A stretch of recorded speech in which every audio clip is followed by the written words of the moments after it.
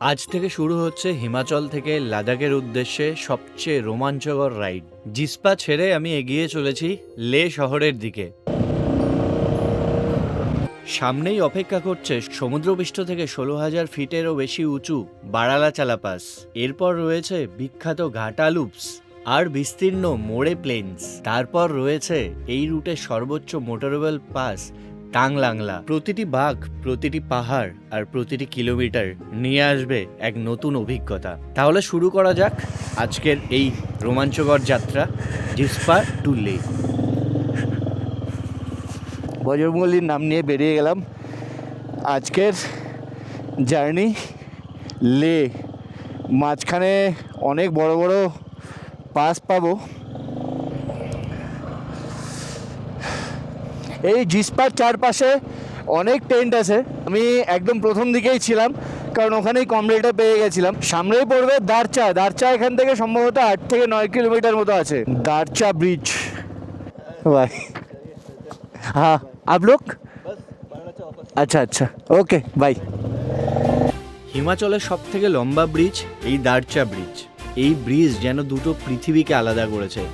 এক পাশে সভ্যতা, অন্য পাশে শুধু পাহাড়, নির্জনতা আর অ্যাডভেঞ্চার। कितना टाइम लग जाएगा सर?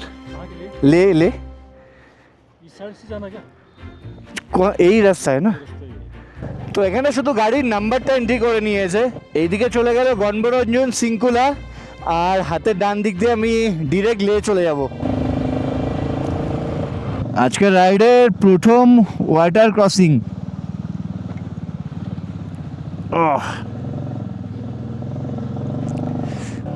লাদাখ ট্রিপের ফার্স্ট ওয়াটার ক্রসিং, আর এরপর থেকে কিন্তু আসল রাইড শুরু হচ্ছে।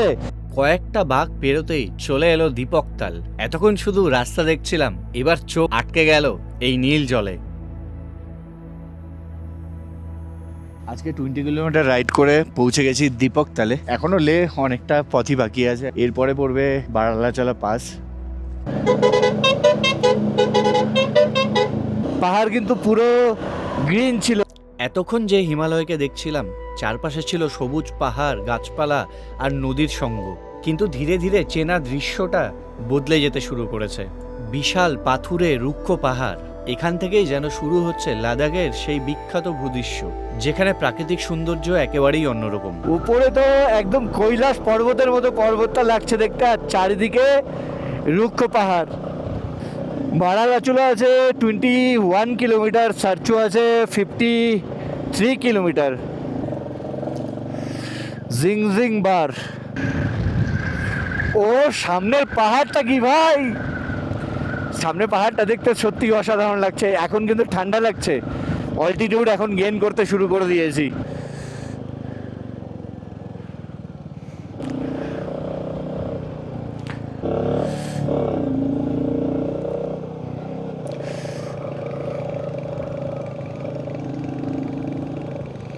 সব বড় বড় পাহাড় আর কত বাইকার। প্রচুর বাইকার আছে যারা এখানে এসেছে, প্রচুর বাইকার। সারচু আছে 46 কিলোমিটার। সামনেই পড়বে বারালাচালা, আর তার আগে সুরজতাল। সুরজতাল কিন্তু খুব সুন্দর লাগে দেখতে।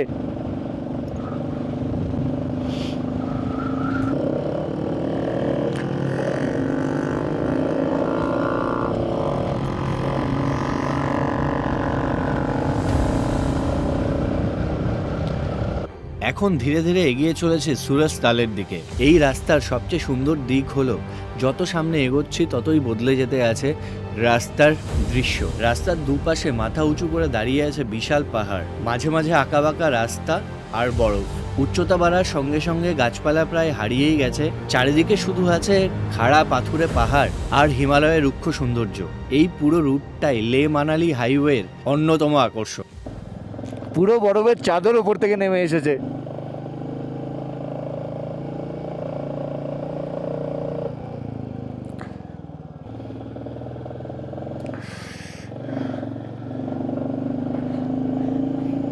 পৌঁছে গেছি সুরজতালে।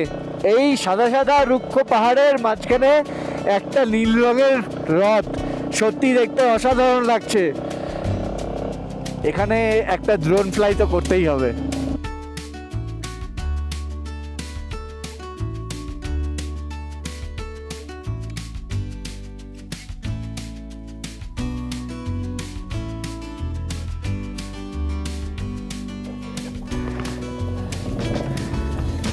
সুরাস্তাল ছেড়ে এবার বারালাচালা পাস। এখানে পৌঁছেই পরিবেশটা একদম আলাদা হয়ে গেল। চারিদিকে প্রচুর পর্যটক, অনেক গাড়ি আর বাইকের ভিড়। প্রচুর এখানে ভিড় আর সবাই বরফের মধ্যে নেমে গিয়েছে।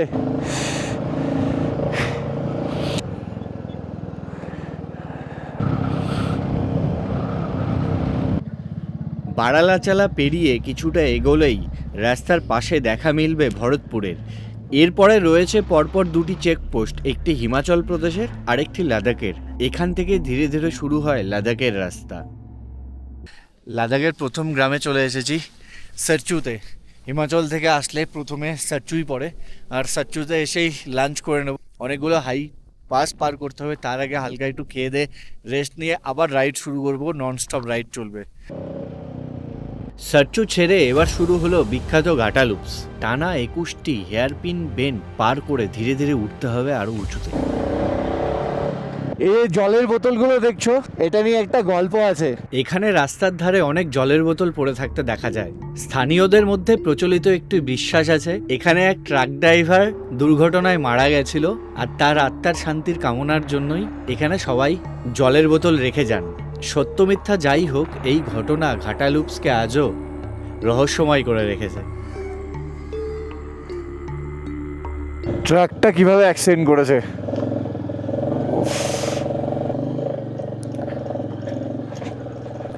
পাং আছে আরো 34 কিলোমিটার, আর পাং ঢোকার আগেই রাস্তা একটু খারাপ, একটু অফরোডিং আছে। পৌঁছে গেছি লাচুংলাতে। লাচুংলার অল্টিটিউড 16,616 ফিট। এখানে প্রচণ্ড হাওয়া বইছে, আমি একাই দাঁড়িয়ে আছি, আর কেউ নেই এখানে। এখানে বেশিক্ষণ দেরি করা যাবে না, এখানে কিন্তু প্রচুর হাওয়া বইছে, প্রচুর হাওয়া হচ্ছে। এই যে দেখো ফ্ল্যাগগুলো, প্রচুর হাওয়া হচ্ছে, এখান থেকে তাড়াতাড়ি নেমে যেতে হবে। আর আমার একটু মাথাও ব্যথা করছে, সম্ভবত হাই অল্টিটিউডে ওঠার জন্য। লাচুংলা 16,000 অল্টিটিউড, 16,000-এর ওপরে অল্টিটিউডে অবস্থিত। এসব পাশে কিন্তু বেশিক্ষণ দাঁড়ানো উচিত না, জাস্ট 5 থেকে 10 মিনিট। আমিও তাই করেই বেরিয়ে গেছি। বুঝতেই পারছো হয়তো আমার কথা শুনে আমার শ্বাস ফুলছে। এসব জায়গায় যে কোনো সময় স্নোফল হতে পারে, যে কোনো সময়।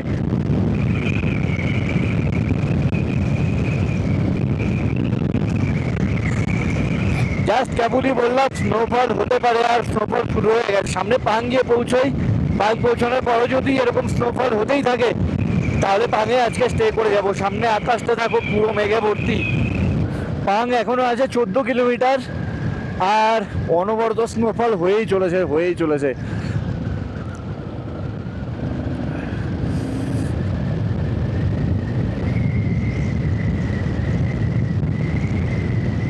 मैं बंगाली मोटो। अच्छा बंगाली में हाँ। मुझे आता है बंगाली थोड़ा थोड़ा थोड़ा आता है। हाँ थोड़ा आता है পাঙে এসে এই দাদার সঙ্গে দেখা হয়ে গেছে, এক্সট্রিম মোটো ব্লগার। অনেক এক্সট্রিম মোটো অ্যাডভেঞ্চার, অনেক পুরনো মোটো ব্লগার। যখন থেকে আমরা ফার্স্ট মোটো ব্লগিং দেখা শুরু করি সেই সময় মোটো ব্লগার এই দাদা। দাদার চ্যানেলকে অবশ্যই সবাই সাবস্ক্রাইব করবা। চাঁদনি এই যে দাদার বাইক চাঁদনি। এ কে কাস্টমাইজ? हाँ ये कस्टमाइज है। এই দাদা প্রথম শুরু করেছিল 220 পালসার দিয়ে অল ইন্ডিয়া রাইড। এখন কিন্তু দেশের বাইরেও অনেক কয়টা রাইড করে ফেলেছে। আমরা যখন একটা বাইকার আর একটা বাইকারের সঙ্গে দেখা হয় তখন অনেক রকম কথা হয়, একটু সবাই আবেগী হয়ে পড়ি। আমিও যেমন ওনাকে দেখতে পেয়ে ওনার কাছে গেছি, উনিও একটু আবেগী হয়ে পড়েছিলেন। পাং ছেড়ে এবার ঢুকে পড়লাম মোরে প্লেন্সে। সমুদ্রপৃষ্ঠ থেকে প্রায় 15,000 ফুট উচ্চতায় অবস্থিত 40 কিলোমিটার সমতল এই রাস্তা লাদাখের অন্যতম অনন্য অভিজ্ঞতা। চারিদিকে নির্জন পাহাড়, তার মাঝেই শুরু হয়ে গেল হালকা তুষারপাত। জুন মাসে এরকম স্নোফল সত্যিই অপ্রত্যাশিত। এবার দিয়ে আজকের রাইডের থার্ড টাইম আবার স্নোফল শুরু হয়ে গেছে। 5:33 বাজে। লে কি পৌঁছাতে পারবো? এ তো স্নো বড় বড় মুখে এসে বাড়ি খাচ্ছে।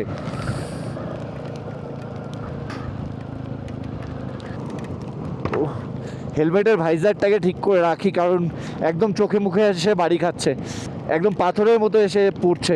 তাংলাংলা আছে 46 কিলোমিটার। তাংলাংলাতে তাহলে তো প্রচুর বরফ পেয়ে যাব।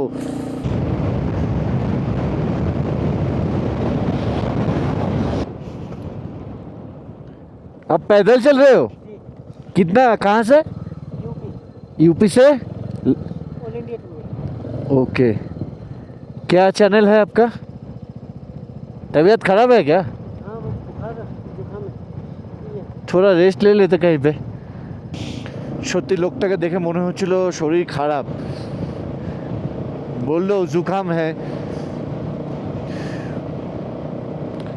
ঠিক আছে, ওই দাদার ইউটিউব চ্যানেলটা, তোমরা যদি আমার চ্যানেলে কেউ ভিডিও দেখো অবশ্যই সাবস্ক্রাইব করে দিও। অনেক দাদা না কাকু জেঠুর মতো বয়স হবে, অনেক বয়স্ক লোক। আসলে সবারই শখ থাকে ঘোরার, কারো হয় কারো হয়ে ওঠে না।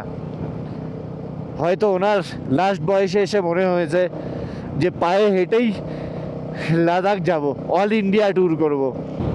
6:19 বাজে, এখনও সন্ধে হতে দেরি আছে। টাংলাংলা আছে আরও 25 কিলোমিটার। আজকে রাইড শুরু করেছিলাম প্রায় 11,000 ফুট উচ্চতা থেকে। সারাদিন পাহাড়ের পর পাহাড় পেরিয়ে একের পর এক পাস অতিক্রম করে এখন এসে দাঁড়িয়েছি 17,582 ফুট উচ্চতায় টাংলাংলা পাসে। আজকের রুটের সর্বোচ্চ পয়েন্ট এটাই। You have reached টাংলাংলা।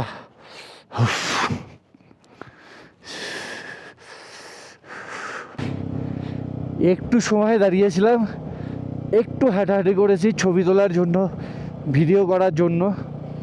তাতেই দেখো আমার শ্বাসের কী অবস্থা।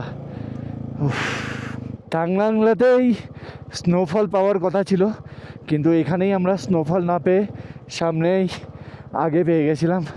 এখানে প্রায় এখন ডেইলি স্নোফল হচ্ছে। দেখো এগুলো হয়তো আজকে সকালেরই বরফ। টাংলাংলা পার করার পরে জাস্ট লের পথে এই রাস্তাটা কিন্তু একটু খারাপ। ট্রাকগুলো কি করে যাচ্ছে, এই বরফগুলো গলে এই রাস্তার মধ্যে জল জমে যায়, আর তারপরেই রাস্তাগুলো খারাপ হয়ে যায়। যত এসব জল গড়াচ্ছে সবই কিন্তু বরফ গলা জল। 7টা বাজে টাংলাংলা পার করে গেছি। আর এখানে তোমাদের আগেই বলেছি, এখানে কিন্তু সন্ধে অনেকটা দেরিতেই হয়।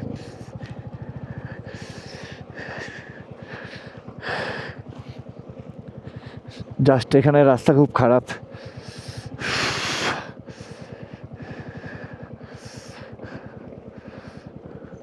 আরে বাবা, প্যান্ট জুতো ভিজে যাবে না তো? Water crossing.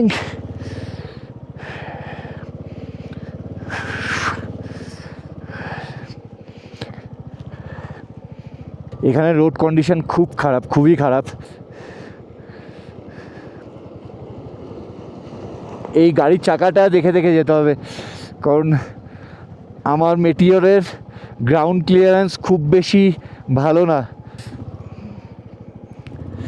রাত্রি 8টা বাজে, এখানে 8টার সময় জাস্ট অন্ধকার হয়েছে। লে থেকে এখনও আমি 50 কিলোমিটার দূরে আছি, এখনও লে পৌঁছাতে 1.5 ঘন্টা মতো সময় লাগবে। মাঝখানে যে প্যাচটা ছিল যেখানে আমার ব্যাটারি ড্রাই হয়ে গেছিলো, তারপর থেকে একদম রাস্তাটা ফাঁকা ছিল, না কোনো বাইকার, শুধু কিছু ট্রাক যাচ্ছিল। এরপর থেকে সম্ভবত এখানে শুনলাম এরপর থেকে ছোট ছোট গ্রাম আছে, আর 1.5 ঘন্টা মতো সময় লাগবে। ব্যাটারি এখনও ড্রাই হয়ে আছে, মাত্র 6% আছে। তো একবারে লেতে গিয়ে তোমাদের সঙ্গে দেখা করছি।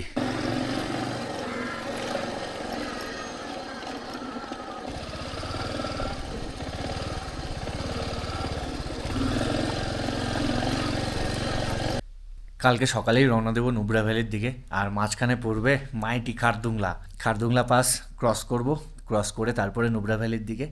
ঠিক আছে, টাটা বাই, গুড নাইট, দেখা হচ্ছে পরের ব্লগে।